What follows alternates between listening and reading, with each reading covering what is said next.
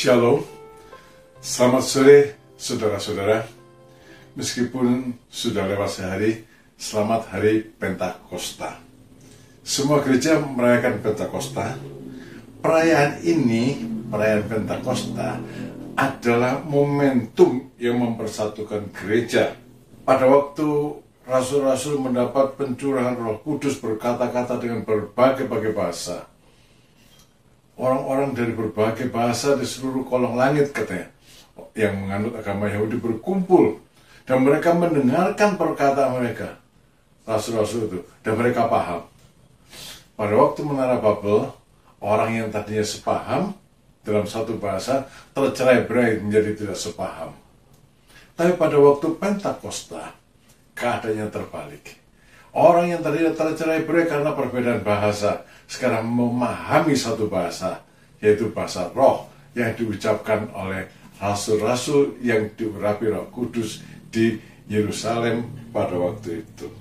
Saudara, kemarin saya mendapat satu posting yang saya terus terang sangat menyesalkan sebab posting itu judulnya bahasa roh palsu. Saudara, ini momentum persatuan, bukan momentum perbedaan pendapat. Ya, memang internal gereja bila kita bicara tentang Pentakosta kan tidak dapat dilepaskan dari bahasa roh. Kenapa?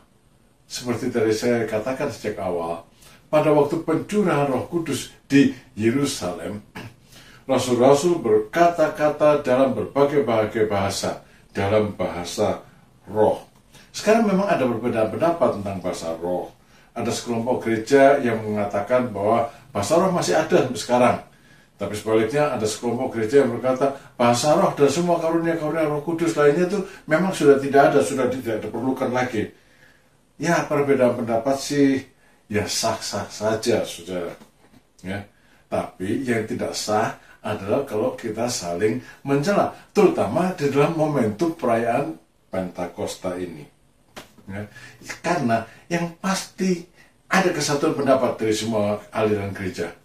Apa? Roh Kudus masih ada di tengah-tengah anak-anak Tuhan. Roh Kudus masih ada di tengah-tengah gerejanya saat ini. Dan Roh Kudus itu mempersatukan. Ya, mengapa Roh Kudus ada di tengah-tengah gerejanya? Nah, ini harus kita pahami bahwa dengan karunia-karunia roh yang dipercaya oleh sekelompok gereja ataupun tanpa karunia-karunia roh yang tidak dipercaya lagi ada oleh sekelompok gereja, Roh Kudus yang ada di tengah-tengah gereja itu ada agar kita anak-anak Tuhan ini, jemaat Tuhan, membangun apa? Membangun kerajaan Allah. Hari Pentakosta adalah hari di mana anak-anak Tuhan harusnya kembali mengingat dengan sungguh-sungguh apa yang Tuhan Yesus katakan. Kamu menjadi saksiku di mana saja.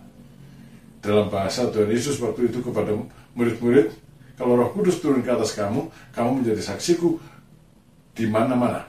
Mulai dari Yerusalem, Yudea, Samaria, sampai ke ujung bumi. Untuk apa sih? Untuk merebut jiwa-jiwa dari neraka, dipindahkan ke sorga. Jadi saudara-saudara, dalam Pentakosta, merayakan Pentakosta, kita harus ingat, harus membangun. Dalam 1 Korintus pasal 14 ayat yang ke-26, Rasul Paulus berkata begini. Jadi bagaimana sekarang saudara-saudara? Bila mana kamu berkumpul, hendaklah tiap-tiap orang mempersembahkan sesuatu. Yang seorang mazmur, yang lain pengajaran, atau penyataan Allah, atau karunia bahasa roh, atau karunia untuk menafsirkan bahasa roh. Tapi semuanya itu harus digunakan untuk membangun. Untuk membangun. Saudara termasuk kelompok yang percaya pada karunia-karunia Roh Kudus untuk membangun kerajaan Allah. Saudara termasuk kelompok yang tidak percaya pada karunia-karunia Roh Kudus untuk membangun kerajaan Allah. Nah, namun demikian, saya tetap ingin memberikan penjelasan tentang bahasa roh palsu kemarin. Ya. Gini, saudara-saudara, kalau orang berbicara dalam bahasa roh, yang berkata-kata adalah roh orang tersebut. Dia berkata-kata langsung kepada Allah, ya, yang adalah roh. Rasul Paulus berkata, sebab jika aku berdoa dengan bahasa roh, maka rohku lah yang berdoa. Akal budiku tidak turut berdoa. Roh itu berkata-kata dalam bahasa yang bahkan akal budi kita sendiri yang mengatakannya tidak bisa memahaminya, tidak bisa mengerti. Apa yang dikatakan roh saya dalam bahasa roh adalah hal-hal yang dinyatakan oleh Roh Kudus untuk saya katakan kepada Allah yang adalah roh. Dalam 1 Korintus 14 ayat yang kedua dikatakan, siapa yang berkata-kata dengan bahasa roh tidak berkata-kata kepada manusia, tetapi kepada Allah. Sebab tidak ada seorang pun mengerti bahasanya. Oleh roh ia mengucapkan hal-hal yang rahasia kepada Allah. Karena ia berkata-kata dalam bahasa roh itu adalah roh saya, maka ya tidak mungkin palsu dong. Roh saya yang mengatakannya. Kalau roh bukan roh saya yang mengatakannya, kita bisa pura-pura seperti roh itu yang mengatakannya. Tapi yang berkata-kata dalam bahasa roh, seperti kata Rasul Paulus, rohku mengatakannya. Jadi mustahil palsu. Kalau salah, bisa saja. Bisa saja. Roh saya mengatakan salah. Tapi palsu pasti tidak. Lalu, mengapa bunyi yang keluar di mulut orang-orang yang katanya berbahasa roh itu sama semua? Ya, kalau saya yang percaya dalam bahasa roh, ya karena Roh Kudus mengungkapkan hal yang sama. Contohnya begini, saudara. Dalam kitab Wahyu, ditulis seisi sorga, jumlahnya tak terhitung, menyembah Allah dengan suara nyaring. Yang mereka katakan adalah kudus, kudus, kuduslah Tuhan. Wahyu 4 ayat yang ke-8. Seisi sorga jumlahnya tak terhitung. Mereka mengatakan kata-kata yang sama. Kudus, kudus, kuduslah Tuhan. Di sorga sudah ada bahasa-bahasa macam-macam ini. Sekarang mereka hanya satu bahasa di sorga. Bunyinya sama apa enggak? Sama toh? Apa karena bunyinya sama lalu kita bilang itu palsu?